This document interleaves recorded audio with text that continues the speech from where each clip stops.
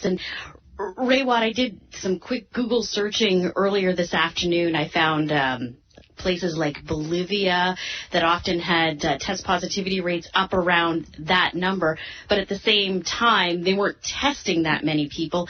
That is not the excuse that we can use for places like Steinbach and the regions around it.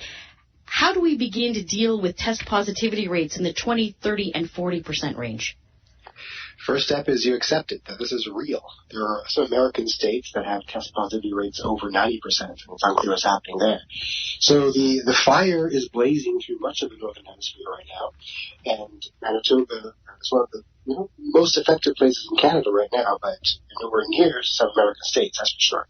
So the way you deal with it is accept this is a real thing. That's a big thing to say, considering we have such denial across the country still. And then we have to sit back and think about our options. The options include some economic closures. They include voluntary restrictions on movements, and maybe some more creative solutions like mass testing. So that's, what the province has done. We went into enhanced restrictions as of midnight, overnight. And so now you're restricted to gatherings of only the people that live in your home. They've got really into the minutiae, into what's considered essential in stores. So it looks on the surface like these restrictions go even beyond some that we've seen in Ontario. Will it be enough? And how long do we need to be patient to see the payoff from it? That's the trick here, right? These are all lagging issues, and that's what a lot of people don't understand. Hey, we changed our lives. Where's the outcome? It takes upwards of 2 weeks before we start seeing something meaningful come out of these incredible restrictions. And they will be enough because that's how diseases work. If you can't interact with each other, you cannot spread it to each other. But there's a lag here. There's going to be increase even while you are restricted for a few days. Then the decrease will be seen. So you have to hang in tight. With epidemiologist Raywat Deonandan on 680 CJOB, when you talk about mass testing, what does that do? Help us understand that aspect. Well, Slovakia tested almost all of their citizens in 2 weekends. Wuhan, during their second wave, did the same thing. There's an article by Michael Minna in the New York Times advocating for this to be a solution for USA. And I think it's something that some populations in Canada should consider, like self-contained populations in Manitoba and Saskatchewan, where the numbers aren't too high, numbers of people, that is. What it entails is you take a couple weekends, you test everyone with a cheap rapid test, and you get a result in 30 minutes or so. If you test positive, you self-isolate for 2 weeks. If you refuse test, you self-isolate for 2 weeks. If you test negative, you're free to go. You do this a couple of times over the course of the month, and you can get rid of most of the disease in theory. And so it's something we're thinking about. It might have been cheaper than endless series of lockdowns. And you can do it with kind of smaller controlled populations. You can do it with any size population, but the smaller controlled population makes it cheaper. Like 1 million people or 1.3 million in Manitoba means buying about 4 million rapid tests, which you can get. I mean, the population of Slovakia is about 4 million, and they got enough tests for their entire country. So it just makes things a tad easier, and you have to, seal your borders afterwards to prevent reinfection. It's a time now to consider some more creative options.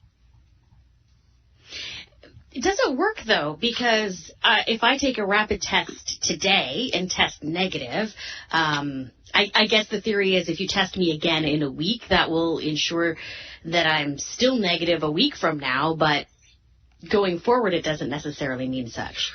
Well, yeah, in theory, if you test negative and you're generally negative, then we let you free. And then you're only interacting with other negative people if you test only for that weekend. That's why you do it a couple of times to make sure you don't miss any stragglers. The rapid tests aren't great. You have a high false negative rate. So you test rapidly twice in the course of a single weekend to reduce that probability. It's not a perfect solution, but it's a really quick way to get your numbers down pretty fast. So there is a movement among some people to say this should be a solution to consider. Look into buying these rapid tests as quickly as you can. In Michael Minna's New York Times piece, he's arguing for the new pregnancy-style at-home tests, to be mailed out to everybody and have them do it over the course of a weekend. Nothing prevents you from mobilizing your military to make it happen, all that kind of thing.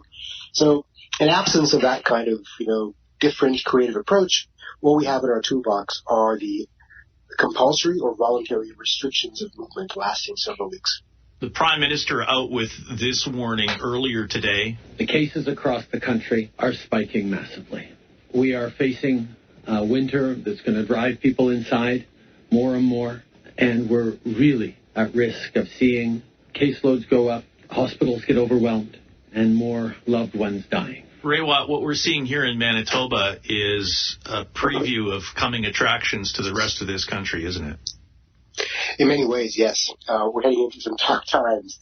The holiday season is not great for infectious diseases because we're going to be seeing a lot more people than we typically do during the course of the year. And the economic outcome is going to be even worse because this is when a lot of businesses rely on most of their incomes to drive the rest of the year. So it's entirely possible we're going to see explosive growth over this season, given those realities. Well, and I guess that's why we do what we're doing right now, and we be patient and be stalwart and try and get through this and know that we're not alone, because you don't have to look very far, more to where you are right now to see that other provinces are doing the same thing. So if you feel hard done by, we're all sort of paddling the same Canadian canoe here. That's right. The entire country's in the same boat, which is why we need a national strategy, a national vision. We can't keep doing this piecemeal, province by province across the country. It would really help if we had a common goal. The countries that do really well with this disease all have that in common. They have a cohesive national strategy. Is that something we need to look at in the future? Is perhaps when we have an issue of national importance like this, that maybe the federal government does need to take control from the provinces to manage it? It's entirely possible. Many people are talking about that right now, and there are legal levers for that can be explored. At the very least, it would be great to have consensus on what the national goal is. Is the goal here to keep the hospital system from being overwhelmed? Is the goal here to minimize the number of cases, minimize the number of deaths? What is the goal exactly? And it's further complicated by the fact that the vaccine is coming. It's here. And so the timeline for herd immunity has to be figured out, and that tells us what our options are. Nobody wants to destroy their economy when the solution is around the corner. But the solution might be a year from now, in which case paying a harsher penalty now makes more sense.